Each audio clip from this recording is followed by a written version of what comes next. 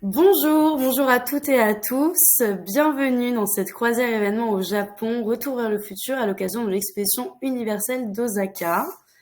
Je suis avec Dominique Andrès aujourd'hui, Bonjour. qui est la créatrice de ce voyage événement, ainsi que Solveig Placé, qui sera votre conférencière aujourd'hui et pendant ce voyage.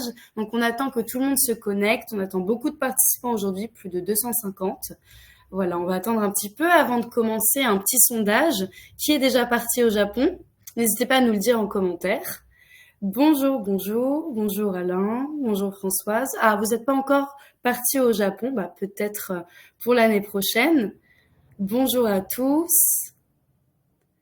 Bonjour. Donc, ce voyage événement, nous avons de la chance car nous avons un invité d'honneur, Étienne Klein, qui est physicien et philosophe des sciences.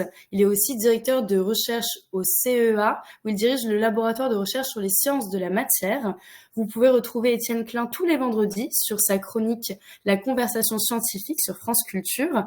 Il est également auteur de plusieurs ouvrages tels que Le goût du vrai et dernièrement Court-circuit que vous pouvez vous procurer chez Gallimard. Nous aurons également Sven Ortoli lors de ce voyage événement en 2025. Sven Ortoli est rédacteur en chef des hors-séries de Philosophie Magazine, également auteur de plusieurs ouvrages tels que Le Cantique des Cantiques, La baignoire d'Archimède et un livre d'entretien, Pantopie. Et également, ce voyage sera accompagné par 3 conférenciers, donc Solveig Placé qui va vous présenter aujourd'hui cette conférence. Solveig est diplômée d'un master international d'histoire de l'art et de muséologie à l'école du Louvre. Il y aura aussi Jeannette Thiraud qui est diplômée de 2 cycles de l'école du Louvre. Guillaume Loiret qui est diplômé en histoire et en journalisme. Ils partagent tous 3 cette passion pour l'Asie et pour le Japon. Donc rentrons dans le vif du sujet, je vous propose. Cette croisière événement au Japon, ce sera vraiment l'occasion de découvrir en profondeur l'archipel japonais et de découvrir l'exposition universelle de 2025 qui se passera à Osaka. Donc un circuit de 18 jours, 15 nuits, 4 avril 2025 au 21 avril 2025. On attend plus de 100 participants, donc il y aura plusieurs groupes bien entendu, 3 groupes de 30 personnes environ. Je laisse la parole à Dominique Andrès, qui est donc la créatrice de ce voyage, qui va vous parler un peu plus du bateau et également de l'itinéraire. Voilà, donc là, cette croisière se déroulera à bord de l'Azamara Pursuit, qui est un bateau 5 étoiles et qui fait partie de la compagnie donc Azamara, qui est une compagnie de croisière haut de gamme. Et ce bateau a été construit en 2018 et a été mis à l'eau en 2021. Donc, vous voyez, vraiment un bateau tout neuf, tout récent, qui est très élégant et raffiné. Toutes les cabines ont une superficie d'environ 14 mètres carrés. Et voilà, donc vraiment des belles cabines récentes. Vous avez des cabines donc, qui sont intérieures, qui n'ont pas de hublot, comme vous pouvez le voir sur la photo du milieu, ou bien des cabines extérieures avec un grand sabord, qui est la photo sur le côté droit, ou bien carrément des cabines avec balcon. Voilà, donc n'hésitez pas à vous inscrire rapidement, à prendre une option. Comme ça, vous aurez le choix de la catégorie de cabine. Alors, notre croisière se déroule comme ça. Donc, le premier jour, donc Paris-Tokyo. Donc, nous arrivons le lendemain à Tokyo où nous arriverons normalement en fin de journée. Installation à l'hôtel. Et le surlendemain, donc le jour 3, nous visiterons donc Tokyo avant d'embarquer à bord du bateau à Yokohama. Toutes les excursions à partir de là ne sont pas incluses, ce sont des excursions optionnelles et vous avez souvent le choix entre 2 excursions différentes suivant les endroits que nous allons pouvoir vous proposer. Donc le jour 4, nous irons à Yamakura, pardon. Nous allons faire une très belle visite avec notamment l'île d'Enoshima. Puis le jour 5, une journée de mer, ce sera l'occasion justement de pouvoir assister à des conférences et notamment des conférences d'Étienne Klein dont on parlait tout à l'heure et de profiter de la navigation et de l'animation à bord. Le lendemain, nous ferons Aomori ou Hirosaki, donc 2 excursions vous seront proposées.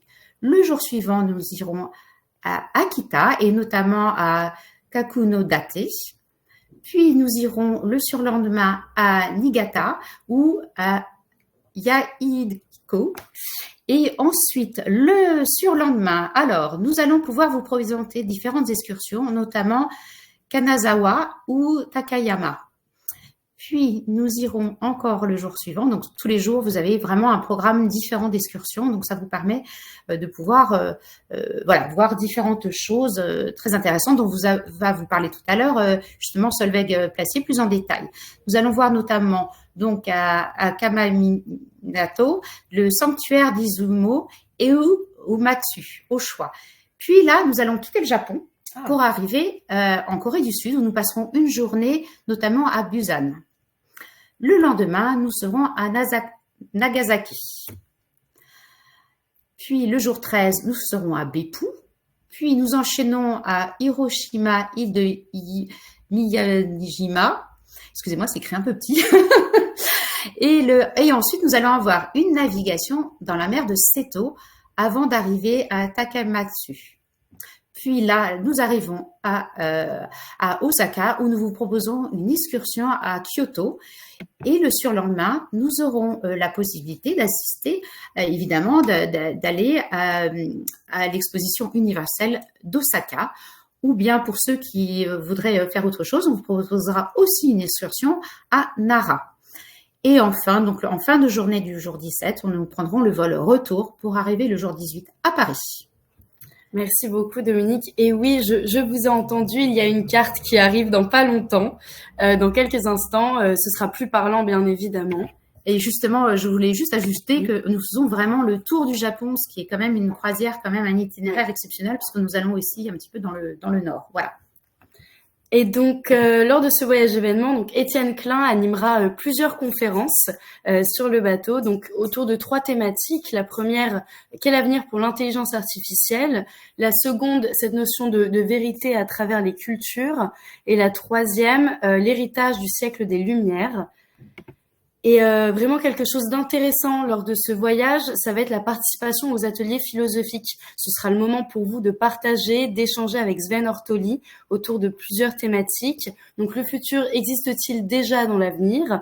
Deuxième thématique, Osaka 1970, Osaka 2025. 50 ans les séparent, plus de 50 ans, 2 expos universelles, 2 approches radicalement différentes du monde et l'énergie pour demain et après. Donc, pour récapituler un petit peu, donc voilà, vous voyez la carte avec les différentes étapes. Comme disait Dominique, c'est vrai qu'on découvre vraiment le Japon de façon assez approfondie, tout à fait. Donc, le départ, le 4 avril 2025 jusqu'au 21 avril, 18 jours, 15 nuits, à bord du bateau Azamara Poursuite 5 étoiles en pension complète. Et voilà. Et je laisse Dominique vous parler de tarifs et des excursions maintenant. Alors, en effet, donc là, comme je vous disais, les excursions sont optionnelles, je vais y revenir, mais nous avons une offre vraiment exceptionnelle de très courte durée, qui est jusqu'au 9, notamment réservée pour les 20 premiers inscrits à ce voyage. Nous vous en bénéficiez d'une réduction de 500 € par personne. Donc vraiment, c'est une belle opportunité. Ne la laissez pas passer, profitez-en, mais il faut être parmi les 20 premiers. D'autre part, nous avons, comme je vous disais, des excursions à chaque escale et nous allons vous proposer donc 2 forfaits d'excursions différents. Donc, un forfait de 13 excursions qui sont les excursions classiques. Donc, pour le forfait des 13 excursions à 1 640 €, ce qui vous revient à peu près à 10% de réduction par rapport aux excursions prises à la carte. Ou bien un autre forfait qui vous fait voir d'autres excursions, certaines excursions un petit peu différentes. C'est le forfait spécifique pour un montant de 1 800 €. Et pareil, ça vous fait une réduction de 10% par rapport aux excursions prises au détail. Si vous ne voulez pas toutes les faire, vous pouvez aussi les prendre à la carte. C'est comme vous le souhaitez. Voilà, donc c'est alors évidemment, pour chaque excursion, comme on disait tout à l'heure, lors des excursions, chaque excursion est accompagnée par un conférencier qu'on vous a présenté tout à l'heure et pour un groupe d'environ 30 personnes. Merci beaucoup. Eh bien, écoutez, merci pour votre écoute. Si ça vous intéresse, n'hésitez pas à vous rendre sur le site intermed www.intermed.com ou vous rapprocher du service client. On vous laisse en bonne compagnie. On vous souhaite une excellente conférence. À bientôt. Au revoir. Bonjour à toutes, bonjour à tous. Je m'appelle Solveig Placier. Je suis l'une des conférencières qui seront présents sur le bateau en avril 2025 et je me réjouis de participer à ce grand projet de croisière autour du Japon. J'ai le plaisir aussi déjà d'accompagner des voyages au Japon pour intermède depuis quelques années, après avoir moi-même séjourné, vécu dans ce très bel archipel. Je suis diplômée en histoire de l'art et j'aurai donc le bonheur de vous accompagner sur certains sites proposés en excursion par ce beau voyage intermède. Alors, j'ai la lourde tâche de vous présenter quelques-unes de ces excursions et je vais démarrer en repartant vers la carte de l'archipel en question pour bien insister sur le fait que la croisière va véritablement faire tout le tour du Japon depuis le port de Yokohama en allant vers le nord-est, donc en contournant l'île principale du Japon qui s'appelle l'île de Honshu. Donc l'île de Honshu, c'est la plus grande île, c'est celle où se trouve la ville de Tokyo. Et depuis donc le port de Yokohama, nous voguerons vers le nord-est en passant entre cette île principale de Honshu et l'île qui est la plus au nord au sein de cet archipel, l'île de Hokkaido, sur laquelle vous pouvez lire le nom de la ville Sapporo. Après être passé entre ces deux grandes îles, nous redescendrons vers le sud-ouest, donc en longeant la façade nord-ouest de l'archipel, de l'île de Honshu. Nous serons alors en mer du Japon, nous aurons quitté le Pacifique, l'océan Pacifique, pour arriver dans cette mer du Japon et descendre sur le dos de Honshu vers le sud de la Corée du Sud, puisque nous ferons une halte dans ce pays voisin avant de continuer à descendre vers le sud pour arriver presque dans la mer de Chine orientale et ensuite pour entrer dans une dernière mer que l'on appelle la mer de Seto, à savoir la mer intérieure du Japon. Donc en fait, c'est la mer qui se situe entre l'île principale de Honshu, l'île la plus au sud visible sur cette carte qui s'appelle l'île de Kyushu, sur laquelle se trouve la ville de Fukuoka, et l'île de Shikoku qui est donc entre Kyushu au sud et Honshu, l'île principale, avant d'arriver au terme de cette croisière au port de Osaka. Cette odyssée nippone, comme intermède l'a appelée, va démarrer à Tokyo. Je vous montre ici une photo de Tokyo et on voit au loin, à l'arrière-plan de cette image, la baie de Tokyo, avec au premier plan une tour de télévision qui doit vous rappeler une tour parisienne bien célèbre. Et à Tokyo, après avoir fait une bonne nuit pour récupérer de notre vol en avion, nous vous proposerons une visite de certains sites les plus fameux de la capitale du Japon, de la capitale moderne, à savoir par exemple une visite du temple d'Asakusa. Asakusa étant le temple bouddhiste le plus ancien de la ville de Tokyo, puisque c'est un temple qui a été fondé en 628, quand on a trouvé par miracle une statue de Kannon, un bodhisattva de miséricorde dans les eaux de la rivière qui traverse la ville de Tokyo encore aujourd'hui, à savoir la Sumida. On a façonné un temple pour héberger cette statue et les pavillons, les bâtiments qui forment le temple d'aujourd'hui sont des pavillons plus récents, datant essentiellement du XVIIe siècle, mais vous pourrez voir que la ferveur y est toujours très importante.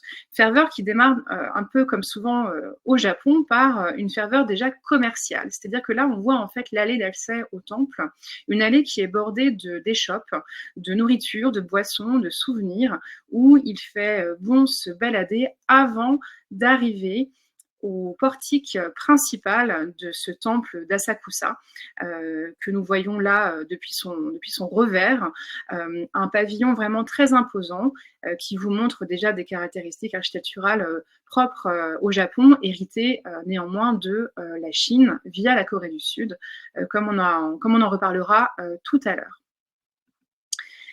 Cette excursion dans la ville de Tokyo nous permettra également de parler d'architecture contemporaine, d'architecture en l'occurrence plutôt moderne, de la deuxième moitié du XXe siècle, avec sur cette photo à gauche la représentation de l'hôtel de ville de Tokyo, un bâtiment qui a été conçu et qui a été construit selon donc les plans d'un très grand architecte japonais, héritier des principes de Le Corbusier. J'ai nommé Kenzo Tange. Kenzo Tange qui a aussi œuvré sur le territoire européen et notamment en France, puisque pour ceux qui habitent la ville de Paris, Kenzo Tange a réalisé la façade du complexe commercial Italie 2. En plus de cette architecture moderne, donc au sommet de laquelle on montera pour avoir un magnifique panorama sur la ville de Tokyo, nous irons visiter en passant très vraisemblablement devant l'ancienne résidence des shoguns, ces souverains militaires du Japon qui entre les mains desquels se trouvait le pouvoir effectif du Japon à partir du début du XIIe siècle, et ce jusqu'à la restauration de l'autorité impériale avec l'empereur Meiji dans la deuxième moitié du XIXe siècle. Donc on aura l'occasion de longer cet ancien site des shoguns en voyant la base, les fondations de la muraille, un site qui a été transformé en jardin et surtout en résidence impériale.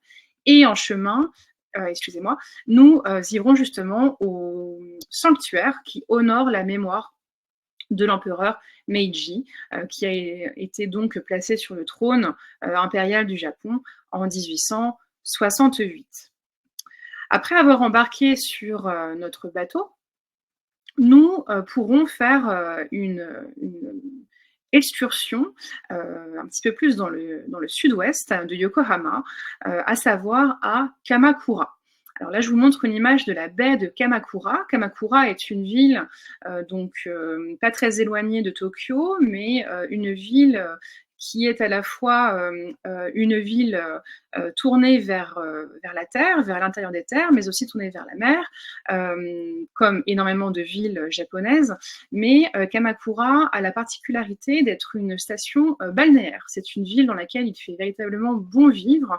Et aucun doute qu'en avril 2025, en avril déjà, nous coulerons des heures heureuses dans cette ville, dont nous visiterons, si vous avez choisi cette excursion, quelques sites, et notamment le site de feu, un temple bouddhiste qui conserve encore aujourd'hui le fameux grand Bouddha de Kamakura, qui est un Bouddha d'à peu près 12,50 mètres de hauteur, fondu dans du cuivre, qui a résisté à une succession de tempêtes, de typhons, de tremblements de terre, et qui vous accueille donc encore aujourd'hui pour, en l'occurrence, vous accueillir un petit peu en avance sur son paradis de la terre pure, puisqu'il s'agit du Bouddha Amida, qui règne sur un paradis bouddhique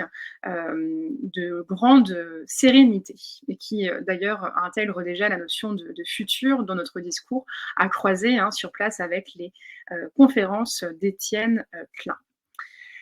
Depuis Kamakura, nous pourrons rejoindre l'île de Enoshima, qui se trouve à l'arrière-plan de cette photo. Enoshima est un lieu de promenade qui conjugue le lieu de piété, puisqu'il y a un sanctuaire shinto, donc le shintoïsme, et la religion indigène du Japon, une religion animiste qui se base sur les esprits de la nature, les esprits que l'on appelle les kami, Et un kami peut se cacher derrière un rocher, une plante, un arbre, une plage, aujourd'hui derrière un bâtiment, derrière également le salon de votre appartement. Et sur cette île d'Enoshima, on a aménagé, à la fin du 19e siècle, un très beau jardin à l'européenne avec une tour d'observation qui, si le climat le permet, nous permettra de voir le mont Fuji, qui se trouve donc non loin de là, et si le ciel est clair, qui sera visible.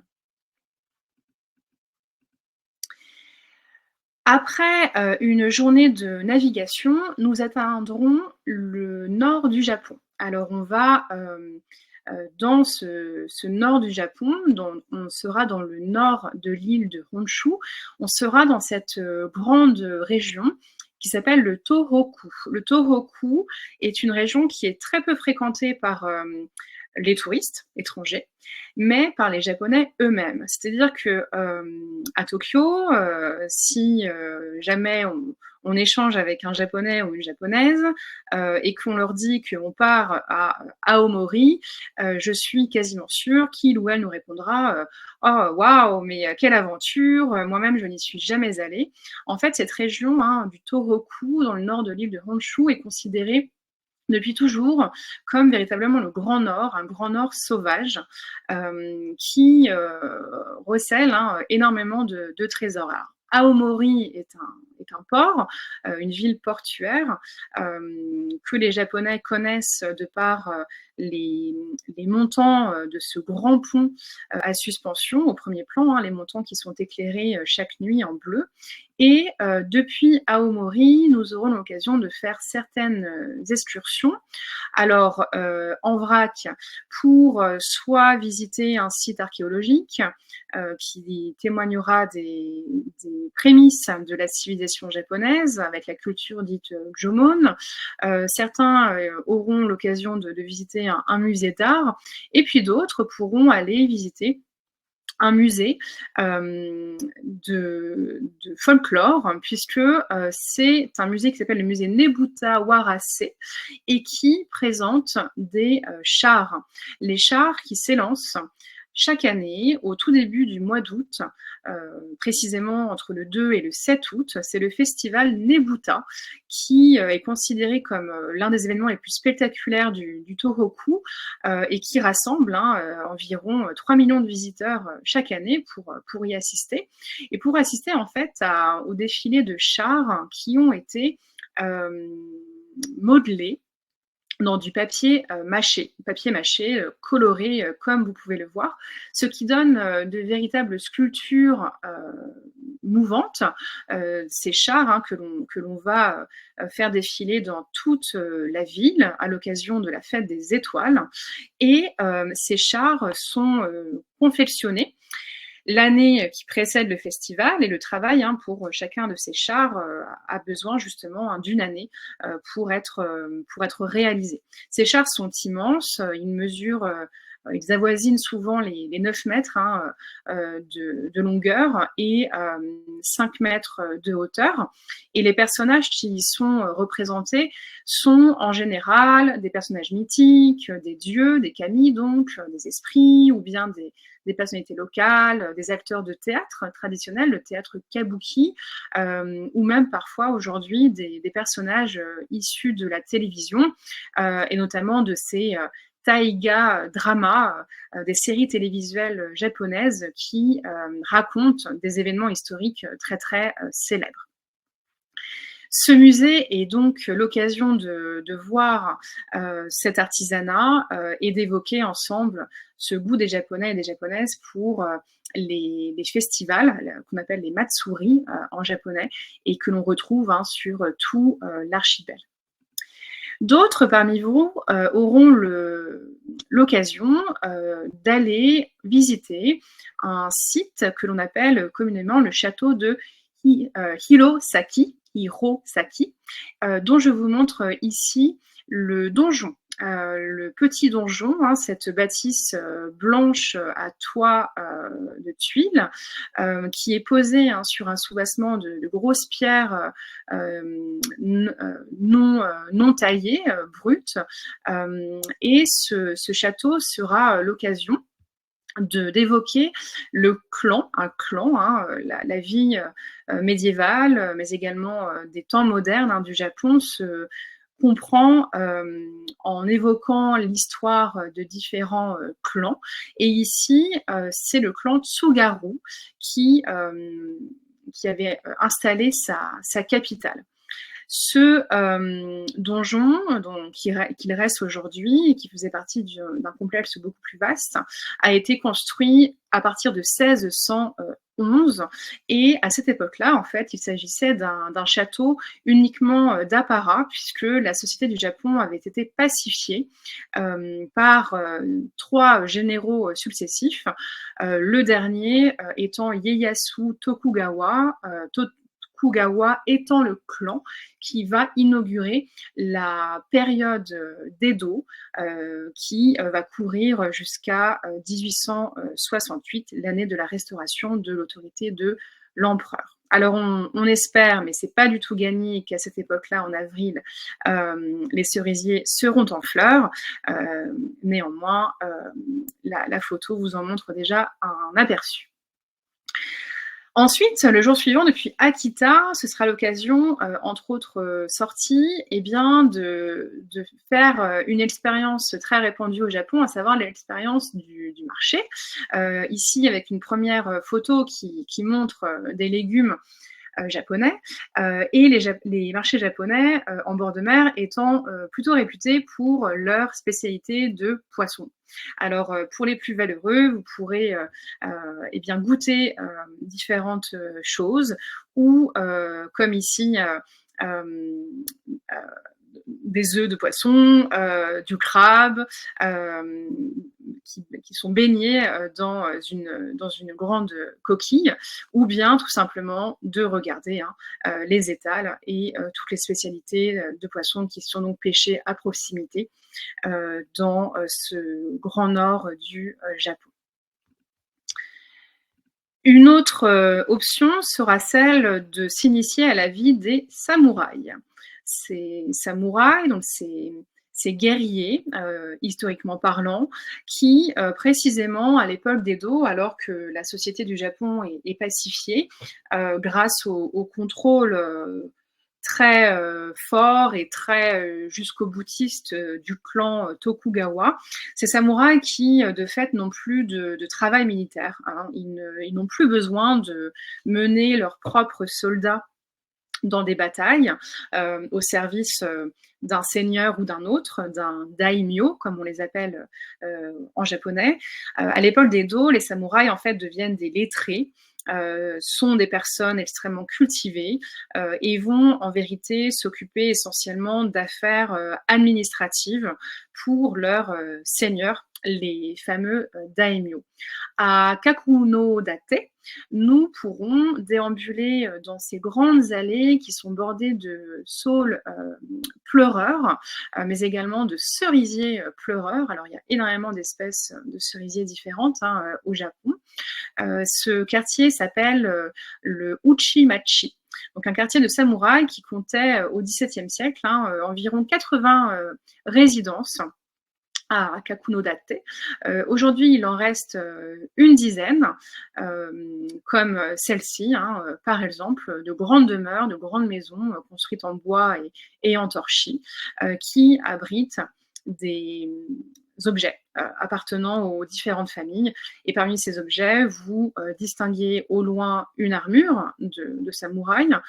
Vous distinguez également des kakemono, ces peintures au format vertical réalisées sur papier contrecollé sur soie, qui sont déroulées. On voit aussi en partie gauche des planches, d'estampes, et puis un petit coffret derrière la vitrine de gauche, laqué en noir, avec des éléments en laiton doré.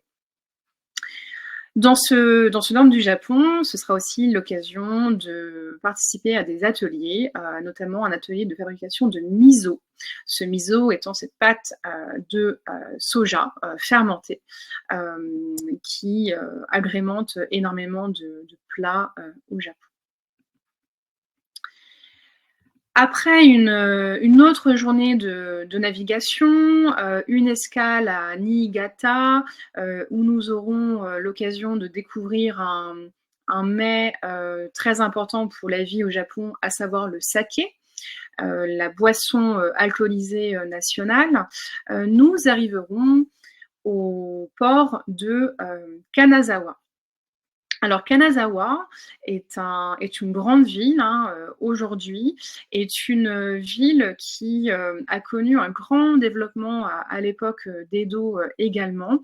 Elle était alors dominée par le clan des Maeda, et ce clan a été un très très grand mécène qui nous offre aujourd'hui encore des reliquats, qu'il s'agisse de jardins, qu'il s'agisse d'architecture et qu'il s'agisse aussi d'objets d'art, d'artisanat, avec une porcelaine que l'on appelle la porcelaine Kutani, extrêmement colorée, mais aussi la feuille d'or, l'utilisation de feuilles d'or dans la bijouterie, dans les objets, qui seront autant d'occasions lors de notre excursion dans cette ville, et bien d'acheter des souvenirs pour les ramener à la maison. Ce sera surtout l'occasion de visiter l'un des plus beaux jardins du Japon, à savoir le jardin Kenrokuen à Kanazawa, qui était donc le jardin du seigneur Maeda, un jardin qui a été façonné au milieu du XVIIe siècle, dont on voit au centre un plan d'eau bordé de tout un ensemble d'arbres, avec des haies, des buissons. On distingue un cerisier en fleurs au loin à droite, des pins, des feuillus, le tout bordant un petit pavillon au fond à gauche qui donne sur cet étang, un pavillon de thé, de repos, que pouvaient utiliser les seigneurs Maeda ou leurs compagnons ou leurs compagnes au gré de leur promenade dans le jardin. Ce jardin, il a été donc déclaré dès le XVIIe siècle comme l'un des 3 plus beaux jardins du Japon. Et le jardin Kenrokuen a la particularité de réunir 6 éléments qui étaient requis pour aboutir à un jardin réussi, à savoir l'étendue du regard, ici avec un beau panorama vers l'arrière de l'étang, la solennité, la dignité des arbres notamment, la vénérabilité, la conscience, la fraîcheur. La fraîcheur, ça passe par l'utilisation de l'eau. Il faut savoir que le seigneur Maeda avait canalisé un cours d'eau situé à plusieurs kilomètres pour irriguer son jardin. Et enfin, l'abondance. Dans ce jardin et dans ces jardins japonais, nous croiserons très sûrement des jardiniers, comme cette personne habillée de bleu, coiffée du chapeau conique pour se protéger du soleil et de la lumière. Autant de jardiniers qui savent faire, qui sont à l'œuvre, qui ramassent par terre la moindre feuille, la moindre épine, malencontreusement tombées, qui vont aussi donc tailler les branches des arbres. Et d'ailleurs, au premier plan de cette image, vous devinez la présence d'un pin dont les branches sont attachées à des cordes. Et en fait, ces cordes forment tout un système de retenue de la neige, pour que la neige, le poids de la neige, n'abîme pas les branches du pin. À Kanazawa, nous irons également visiter, si vous le souhaitez, une maison de geisha, dans un quartier de maisons de geisha, de maisons vertes, comme on les appelle, à l'époque d'Edo. Donc des maisons dans lesquelles les geishas se donnaient un spectacle, faisait de la musique, pouvait danser, pouvait vous faire participer à la cérémonie du thé ou à un repas extrêmement raffiné. Les geishas dont la maison extrêmement bien conservée sera l'occasion de parler de leur mode de vie, de leur engagement, de leur sacerdoce. Depuis Kanazawa, certains préféreront peut-être se rendre dans l'intérieur des terres et même dans la montagne à Takayama. Takayama est une grande bourgade vraiment très charmante qui n'est pas trop grande, qui est vraiment dans un environnement naturel de toute beauté, qui se développe le long d'un cours d'eau. Le Japon est un pays de montagnes, de volcans. Il y a énormément de cours d'eau qui dévalent les pentes de ces montagnes. Et à Takayama, on a un centre-ville avec des maisons traditionnelles en bois qui est très bien conservé. C'est véritablement une petite Kyoto dans les montagnes, avec beaucoup d'échoppes, de restaurants, beaucoup de temples. Et à Takayama, eh bien, il y a un défilé, un festival, un Matsuri, qui est extrêmement célèbre lui aussi, que vous voyez là sur la photo, avec à nouveau des chars qui sont donc présentés à la foule 2 fois par an. Et ces chars, contrairement aux chars que l'on verra au musée Nepouta, eh bien, sont des chars véritablement architecturés, avec, vous distinguez, des petits pavillons, des petites terrasses surmontées de toitures à double pente, et dans chacun des pavillons, vous avez des sculptures représentant à nouveau des kami, des bouddhas, des bodhisattvas ou des créatures plus ou moins mythiques. Et en fait, ces chars, quand ils ne sont pas présentés à la foule lors de ces 2 festivals, eh bien, ils sont conservés dans un musée et on peut donc les tourner autour, les voir de très près. Certains de ces chars étant très anciens, puisque contrairement aux chars du musée Nepouta, on n'en refait pas chaque année. On va sortir en fait les chars les plus anciens et les exemplaires donc les plus anciens remontent eh bien, au XVIIIe siècle. Donc vraiment des œuvres trésors nationaux du Japon. Ces chars, on les appelle des yatai. Le lendemain, depuis notre escale suivante, nous aurons l'opportunité de nous frotter, j'ai envie de dire, à l'un des sanctuaires Shinto les plus importants du Japon, à savoir le sanctuaire d'Izumo. Ce sera l'occasion de nous introduire à l'étiquette, au protocole de vénération des kami qui est en vigueur au Japon. Et c'est ainsi que nous visiterons, nous déambulerons plusieurs pavillons constituant donc ce sanctuaire. Les sanctuaires Shinto au Japon sont toujours des complexes très vastes, implantés en pleine nature, majoritairement très proches de montagnes. Et cette photo vous montre ce qu'on appelle un shimenawa. Un shimenawa, c'est en fait un objet, ici une très lourde corde qui a été donc tressée, qui a été pliée. C'est un terme qui désigne aussi des petits papiers, un petit papier que l'on distingue d'ailleurs sous la corde entre les 3 triangles qui sont sous la torsade, donc qui est la grande corde, des petits papiers blancs pliés qui vont venir en fait sanctifier l'édifice et indiquer donc que l'on est dans un complexe sacré. Cette grande corde, en fait, on en a plusieurs exemplaires au sein du complexe. Ils font la renommée du sanctuaire, qui est dédié à un kami, donc un esprit, qui s'appelle Okuni Nushi, qui est le fils de Susanoo, qui lui-même est le kami des tempêtes. Et notre Okuninushi, dans son histoire assez longue, eh bien, il est mort 2 fois, et par 2 fois, il a ressuscité. Et ainsi, comme tel, il est considéré comme le symbole de la mort, mais surtout du renouveau de la nature. Donc ce sanctuaire est peut-être le 2e plus important au Japon, après le sanctuaire d'Ise.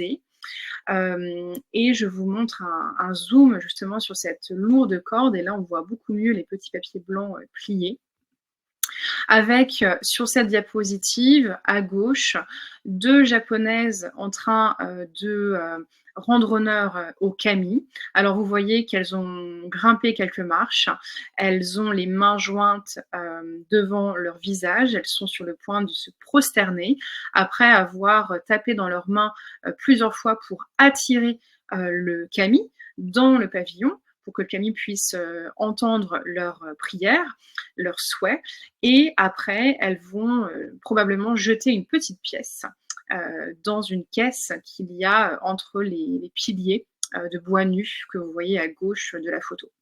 À droite, vous voyez l'un des pavillon donc de ce sanctuaire, avec ici une architecture extrêmement rustique, assez propre au sanctuaire shinto, proche de la nature. Vous voyez des toits de chaume et non plus des toits de tuiles, comme c'était le cas dans l'architecture bouddhiste chinoise importée, et avec ces 2 éléments en haut du mur pignon du bâtiment en partie haute, ces 2 donc épis de fêtage qui se croisent et qui vont nous indiquer qu'on se trouve dans un sanctuaire shinto.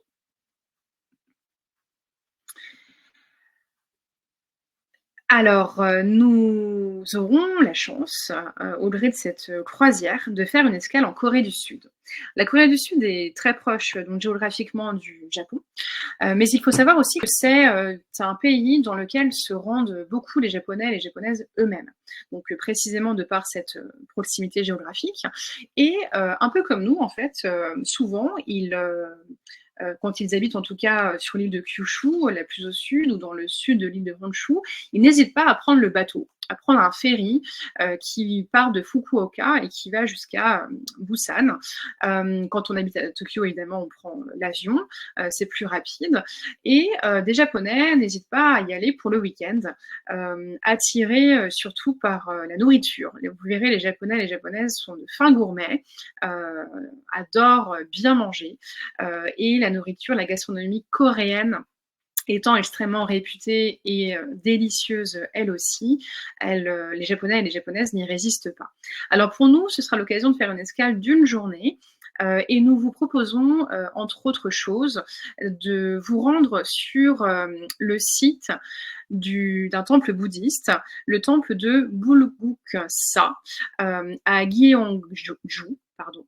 Et ce temple, qui est inscrit au patrimoine mondial de l'UNESCO, eh bien, remonte pour sa fondation initiale à l'époque Silla. Alors, l'époque Silla, c'est une époque très importante pour l'histoire à la fois de la Corée et aussi du Japon, puisque c'est une époque qui court depuis 57 avant notre ère jusqu'à 935 de notre ère.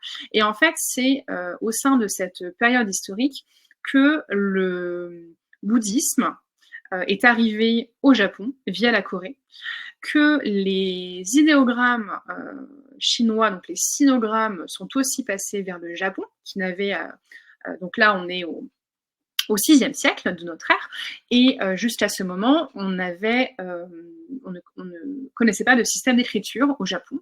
On ne rendait qu'un culte shinto, donc au kami, et via donc les royaumes, le royaume de Silla, eh bien tous les éléments civilisationnels chinois sont passés au Japon.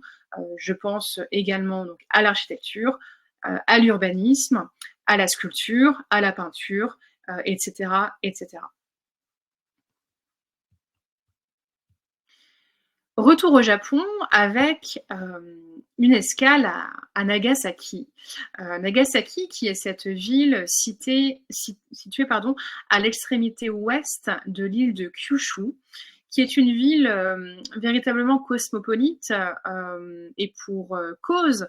C'est une ville dans laquelle se sont installés énormément d'étrangers, des Chinois, des Portugais, les premiers Européens à arriver sur le sol du Japon au XVIe siècle, puis les Hollandais, qui étaient les seuls à avoir le droit de commercer entre l'Europe et le Japon à l'époque d'Edo, donc à partir du début du XVIIe siècle, quand le clan des Tokugawa décide de fermer le Japon, même si cette notion de fermeture est assez relative. Et Nagasaki est également connu par cet événement dramatique du bombardement atomique d'août 1945. Ici, la photographie vous montre justement la statue de la paix qui est installée dans le parc de la paix à Nagasaki, sur quasiment le site de l'hypocentre en fait de l'explosion. On y verra les vestiges d'un mur de la cathédrale d'Urakami, une cathédrale donc chrétienne, qui sont encore visibles. Et cette statue, qui mesure à peu près 10 mètres de hauteur, qui a été réalisée par un sculpteur qui s'appelle Seibo Kitamura, eh bien, elle vous montre un homme assis, sa main droite tendue vers le haut, qui pointe la menace de l'arme nucléaire, tandis que sa main gauche, qui est tendue à l'horizontale, vient symboliser la paix éternelle.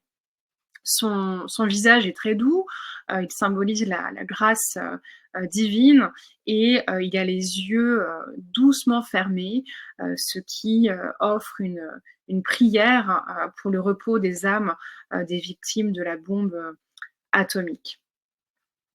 Cette statue va donc nous accueillir dans cette ville, dans laquelle nous aurons aussi l'occasion de visiter un site vraiment tout à fait étonnant et qui témoigne de l'installation d'Européens à partir de la restauration de Meiji, donc à partir de 1868, quand le Japon rouvre totalement ses frontières, sous la pression d'abord des Américains.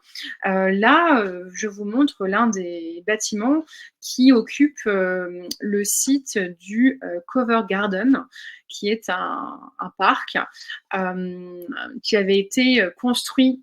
Je constate qu'il y a une petite coquille dans la légende. C'est pas Cover, c'est Glover, le Glover Garden, qui a été donc créé par un marchand écossais, Thomas Blake Glover, qui avait donc fait construire des maisons de style occidental, que l'on visite encore aujourd'hui. Le site est installé sur une colline qui nous permet d'avoir un très beau panorama sur la baie de Nagasaki d'un côté, et ce panorama nous permet de voir le relief de cette baie qui est vraiment de toute beauté. En plus, au mois d'avril, on sera, contrairement au début de la croisière qui nous portera dans le nord, dans l'extrême nord du Japon, là on sera quasiment dans l'extrême sud. À la mi-avril, je suis sûre qu'il y aura déjà des accents d'été dans cette partie de l'archipel. Alors Thomas Blake Glover s'était installé au Japon dans l'espoir d'importer du thé vert, le thé japonais. Le thé japonais ne peut être que vert. C'est pourquoi d'ailleurs, une fois sur place, on pourra vous proposer du thé noir ou des infusions, mais on vous les proposera en tant que thé étranger. Après une journée pendant laquelle vous aurez je laisse pas la curiosité d'aller voir les fumerolles de Beppu, hein, des fumerolles très impressionnantes qui témoignent de l'activité volcanique de cet archipel japonais. Nous arriverons à Hiroshima, à l'autre grande martyre de la Seconde Guerre mondiale, une ville très agréable aujourd'hui, très moderne évidemment, hein, très étudiante, avec une vie politique locale toute tournée vers la paix. C'est d'ailleurs là que se déroule chaque année le congrès des maires internationaux, hein, en faveur de la paix, maires M-A-I-R-E-S. Et depuis Hiroshima, nous vous emmènerons sur une autre île, l'île de Miyajima. Miyajima est ce site très connu pour le torii. Le torii, c'est ce portique ici de couleur orange que vous voyez au fond, hein, de la photo. Un torii est un élément d'architecture qui se trouve dans les sanctuaires shinto et qui vient marquer la frontière entre le monde profane et le monde sacré. Il faut, en voyant ce torii qui a les pieds dans l'eau, il faut comprendre que c'est toute l'île qui est sacrée en vérité. Sur cette île, on a un sanctuaire, le sanctuaire de Itsukushima, qui a été fondé en 593 par une impératrice, l'impératrice Suiko. Et ce sanctuaire, vous voyez, prend la forme de pavillons de bois sur pilotis, qui eux-mêmes ont les pieds dans l'eau, hein, une partie de la journée lorsque la marée est haute. Ce sanctuaire est un sanctuaire extrêmement fréquenté par les Japonais eux-mêmes, notamment par ceux qui désirent se marier sur place. Alors on aura peut-être le bonheur d'assister à une cérémonie de mariage, chose qui est toujours très, très impressionnante, hein, pour nous autres occidentaux. Et dans tous les cas, nous pourrons, après le sanctuaire d'Itsukushima, aller déambuler dans les rues de la petite bourgade installée sur cette île et profiter des vues sur la mer et sur les montagnes. À partir de ce moment, nous entrons dans la mer de Seto, donc la mer intérieure. Et alors là, c'est un véritable bonheur, hein, cette navigation que l'on vous propose. J'aime souvent dire que la mer intérieure du Japon, la mer de Seto, quand on saute, hein, d'île en île, là, pour prendre cette image, j'étais sur l'île de Naoshima. Quand on est sur un bateau, sur un ferry ou a fortiori sur un bateau de croisière tel celui que vous a déniché Intermed, c'est la Dolce Vita. C'est surtout à cette époque de l'année, en avril. Le climat est doux, le soleil peut déjà un petit peu taper. Il y a des fleurs, il y a des arbres en fleurs. Il y a un climat vraiment très doux qui peut, hein, rappeler vraiment le climat méditerranéen. Donc c'est une navigation vraiment de toute beauté que l'on s'apprête à réaliser et qui va nous emmener sur la côte nord d'une autre île, d'une des autres îles principales du Japon, à savoir l'île de Shikoku. Shikoku, qui a sur son flanc nord la ville de Takamatsu.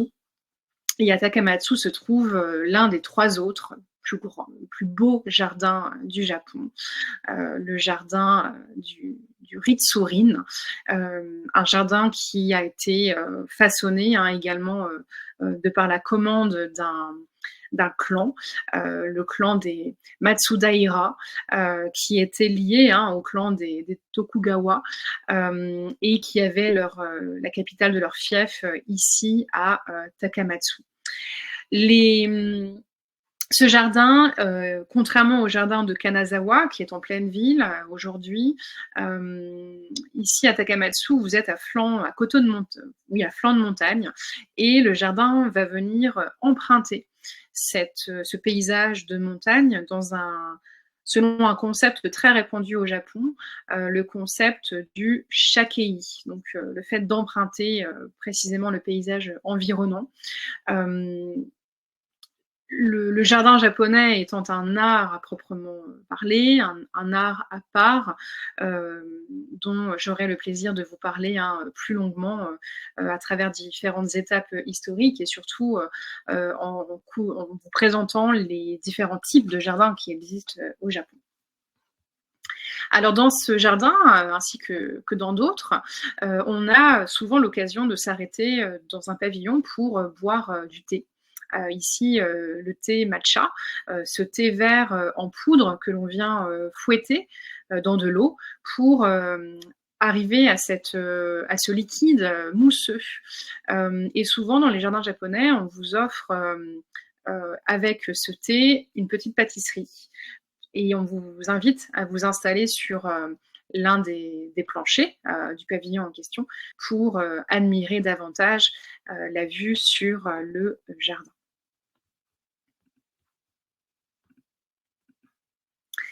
Et puis va se profiler malheureusement la fin de cette croisière, puisque nous arriverons au port d'Osaka, au grand port d'Osaka.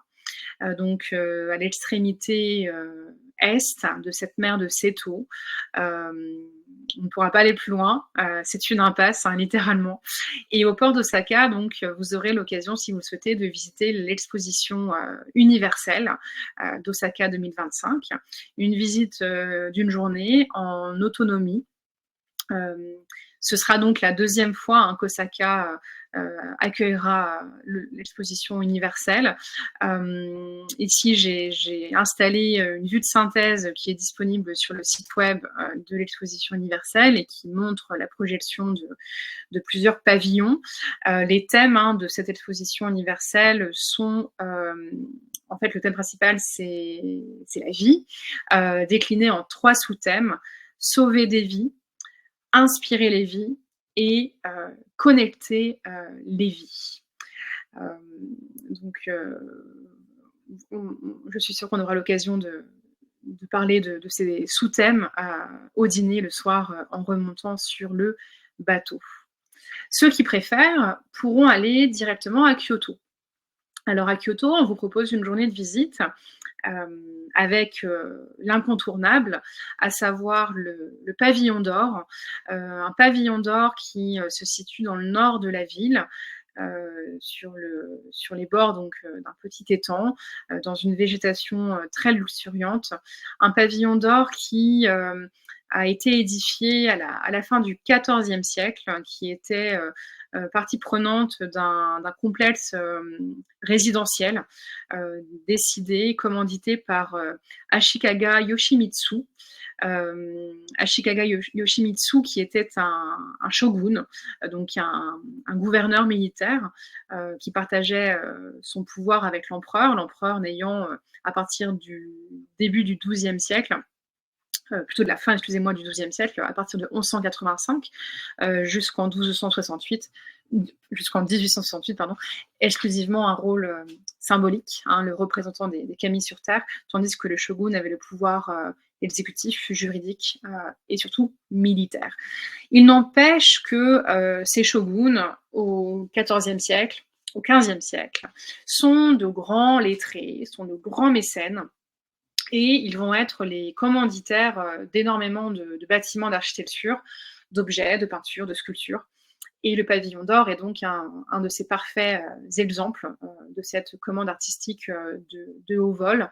Ce pavillon d'or est le seul pavillon qui a survécu aux autres, qui composaient la résidence du shogun.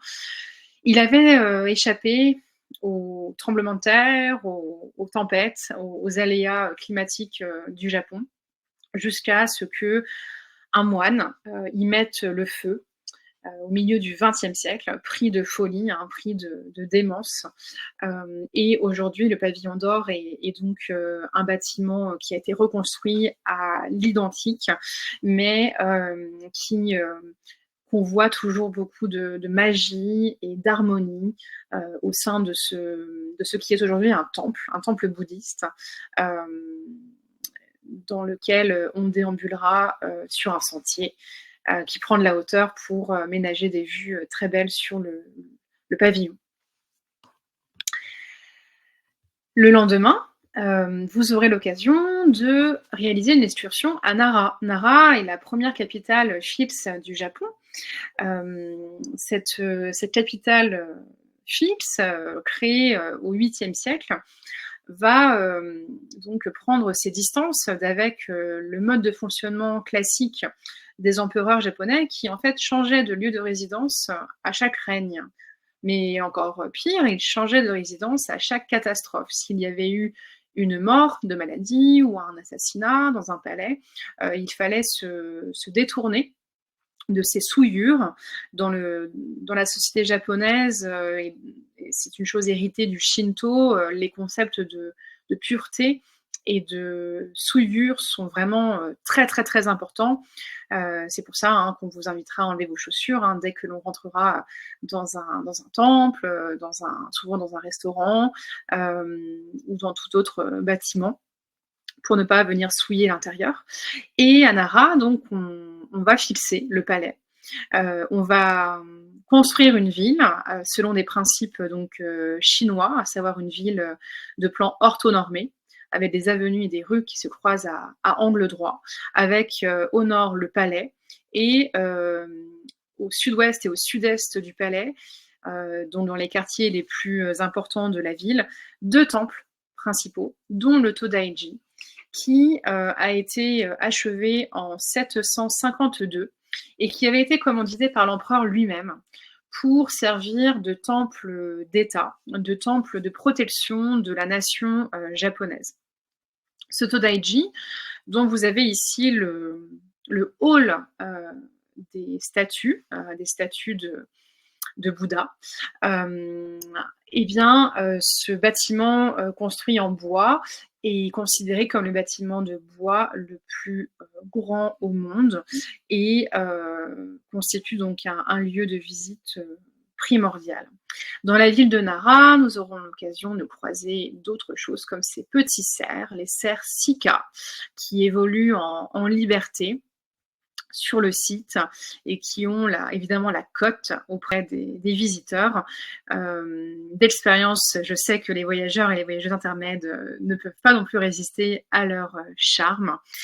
Et de retour vers Osaka, pour les plus en forme, vous pourrez en soirée aller vous balader sur un canal de la ville de Osaka, d'Otomburi, qui est extrêmement connu pour ses grandes enseignes commerciales, donc grandes en dimension, spectaculaires de par les couleurs, de par le modelé, et qui, là non plus, à l'instar des cerfs Sika, en général ne laissent pas les visiteurs de marbre.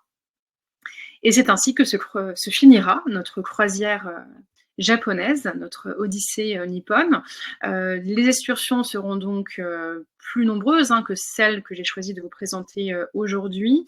Nous ferons également, mes collègues et moi-même, des conférences à bord du bateau pendant les jours de navigation. Nous réaliserons des conférences pendant les trajets en car. Et si je me permets pour terminer mon propos un petit clin d'œil, en vous disant que si vous n'êtes pas déjà repu par cette courte conférence, eh ben, j'aurai donc le plaisir de vous retrouver l'année prochaine pour découvrir encore plus de choses sur place pendant cette quinzaine de jours de croisière. Je vous remercie pour votre attention et on va maintenant procéder aux éventuelles questions-réponses. Merci beaucoup Solveig pour cette super présentation. Merci beaucoup. Donc on attend vos questions sur le sujet. Ah, alors attendez. Petite question, y aura-t-il des visites chez des artisans? Je pense à la broderie Nuit d'eau. Non, il n'y en a pas de prévu. Il faut savoir qu'en croisière, souvent le timing est un petit peu serré et malheureusement, on ne peut pas tout faire. On a aussi des choix assez difficiles au niveau du nombre de visites à faire. Solveig, vous le savez comme moi, c'est un petit peu compliqué et on peut malheureusement pas tout faire. Est-ce que vous avez éventuellement d'autres questions sur l'itinéraire, sur le bateau? Merci à vous pour votre participation. Je voulais juste préciser, la croisière va être en vente à partir de ce soir, hein. Donc, si vous allez sur notre site dès maintenant, ça ne va pas tarder, elle va bientôt ouvrir, mais peut-être pas encore, d'ici vraiment quelques instants. Donc, n'hésitez pas même à demander d'être prévenu dès qu'elle sera ouverte afin de ne pas manquer la possibilité de vous inscrire très vite. Nous avons réservé un contingent de cabines dans les différentes catégories et plus vous vous inscrivez tôt, comme ça, vous avez le choix de la cabine, de la catégorie de cabine que vous souhaitez. Et de toute façon, un mail vous sera envoyé avec le replay, bien évidemment, de la conférence de Solveig Placier, qui partage avec vous des recommandations culturelles. Donc, ce sera un petit peu la surprise quand vous allez ouvrir ce mail. Et puis, on vous mettra bien évidemment le lien pour vous inscrire dans ce mail. Bon, bah écoutez, merci beaucoup pour votre participation. Encore un grand merci à Solveig Placier. Merci à vous, merci à vous. Je vous dis à très bientôt. Au revoir. Merci, à bientôt, au revoir.